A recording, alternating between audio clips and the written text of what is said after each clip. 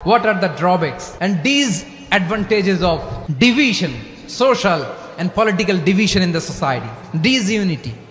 আমরা যদি বিচ্ছিন্ন হই, একে অপরের যদি মারামারি করি, একজন যদি আরেকজনের কাফের ফতোয়া দেয়, আমাদের কি ক্ষতি? এক নাম্বার ক্ষতি হচ্ছে আমরা যদি বিচ্ছিন্ন হই, আমাদের শক্তি কমে যাবে, আমাদের পাওয়ার আমরা হারাবো। আমাদের কি হারাবো?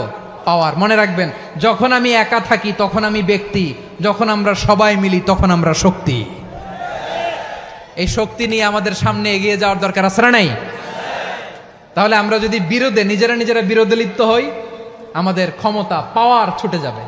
আমরা এই পাওয়ার হারাতে চাই না, ঠিক কিনা বলেন? রব্বুল আলামিন ঠিক তাই বললেন। রব্বুল আলামিন বললেন, খবরদার, ওয়াতিউল্লাহ ওয়া রাসূলাহু ওয়া লা তানাযাউ ফাতাফশালু ওয়া তাযহাবা রিহুকুম ওয়াসবিরু ইন্নাল্লাহা মা'আস সাবিরিন।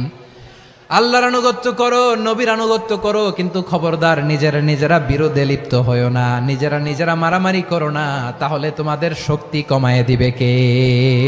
ফাতাফশালু, তোমরা সাহস হারাবা, ওয়া তাযহাবা রিহুকুম, তোমাদের শক্তি কমে যাবে, পাওয়ার কমে যাবে। তাহলে আমরা যদি নিজেরা মারামারি করি, আমরা নিজেরা যদি বিচ্ছিন্নতায় লিপ্ত হই, আমরা যদি মতানৈক্য করি, তাহলে আমাদের শক্তি কমে যাবে, ঠিক কিনা? আমরা শক্তি কমাবো। আচ্ছা, ছোট্ট একটা বাঁশের কঞ্চি যদি আপনারা দেয়, পায়ের মধ্যে ধাক্কা দিয়ে ভাঙতে পারবেন না? এরকম বাঁশের কঞ্চি যদি 20টা একসাথে জোড়া লাগায় দেয়, ভাঙতে পারবেন? কথা বোঝে নাই মনে হয়। চিকন একটা বাঁশের কঞ্চি দিলে ভাঙা যাবে না? এরকম চিকনই 20টা বাঁশের কঞ্চি একসাথে লাগাই দিলে ভাঙতে পারবেন? কারণ যখন আমি একা থাকি তখন আমি ব্যক্তি, যখন আমরা সবাই মিলি তখন আমরা শক্তি। আমরা যেন শক্তি না হারাই। আমরা বিরোধে লিপ্ত হলে আমাদের শক্তি কমে যাবে। এই হচ্ছে 1 নম্বর ডিসঅ্যাডভান্টেজ। 2 নম্বর ডিসঅ্যাডভান্টেজ হচ্ছে আমরা নিজেরা বিরোধে লিপ্ত হলে অন্যরা আমাদের মাথায় কাঁঠাল ভেঙে খাইতে সুবিধা হয়। কথা বোঝেন নাই? আমরা যদি বিরোধে লিপ্ত হই, তাহলে পরাশক্তিগুলোর সুবিধা, তখন আমাদের কাউকে দিতে হবে ট্রানজিট, কাউকে দিতে হবে সেন্ট মার্টিন, কাউকে দিতে হবে দেশের অর্ধেক। চিল্লায় বলো ঠিক কিনা? নিজেদের প্রবলেম সলভ করার ক্যাপাসিটি আমাদের আর থাকবে না। নিজেরা বিরোধে জড়ালে পরাশক্তিগুলো আমাদের মাথায় কাঁঠাল ভেঙে খায়। তখন ভারতের পিছনে দৌড়াতে, আমেরিকার পিছনে দৌড়াতে আমাদের জুতার তলা ক্ষয় হইয়া যাইবে। নিজেদের প্রবলেম সলভ করা যাবে না। আমরা যদি অন্যের পিছনে না দৌড়াতাম আর এই বিরোধকে থামাতে পারতাম, বাংলাদেশ আজকে যেখানে আছে তার কমপক্ষে 50 গুণ সামনে থাকতো। চিল্লায় বলেন ঠিক কিনা?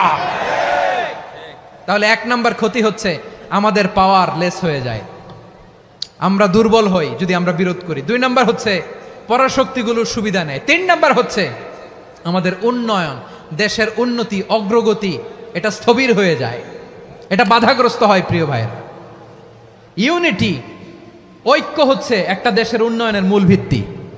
ইউনিটি অফ এ কান্ট্রি, এটা হচ্ছে একটা সাস্টেইনেবল ডেভেলপমেন্ট, সোশ্যাল স্ট্যাবিলিটির জন্য এটা অনেক গুরুত্বপূর্ণ। এজন্য বিরোধের কোনো স্থান আমরা দিব না, আমরা ঐক্যবদ্ধ থাকবো ইনশাআল্লাহ। বলেন।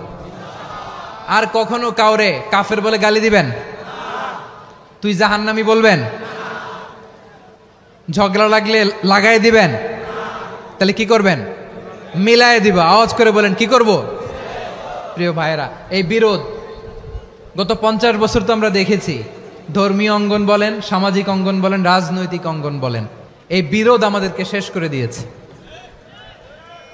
এই 24-এর ছাত্র নাগরিক অভ্যুত্থানের পরেও যদি সেই বিরোধ আমাদেরকে খায়, তাহলে এতগুলো তাজা জেনজির রক্ত বৃথা যাবে। চিল্লায় বলো ঠিক কিনা? বৃথা যেতে দিতে চাই না। আমরা ঐক্যবদ্ধ থাকতে চাই। রাজি আছেন? আমরা আর কাদা ছোড়াছুরি করব না। অনেক হয়েছে, আন্না, এবার থামুন। অনেক হয়েছে, আন্না।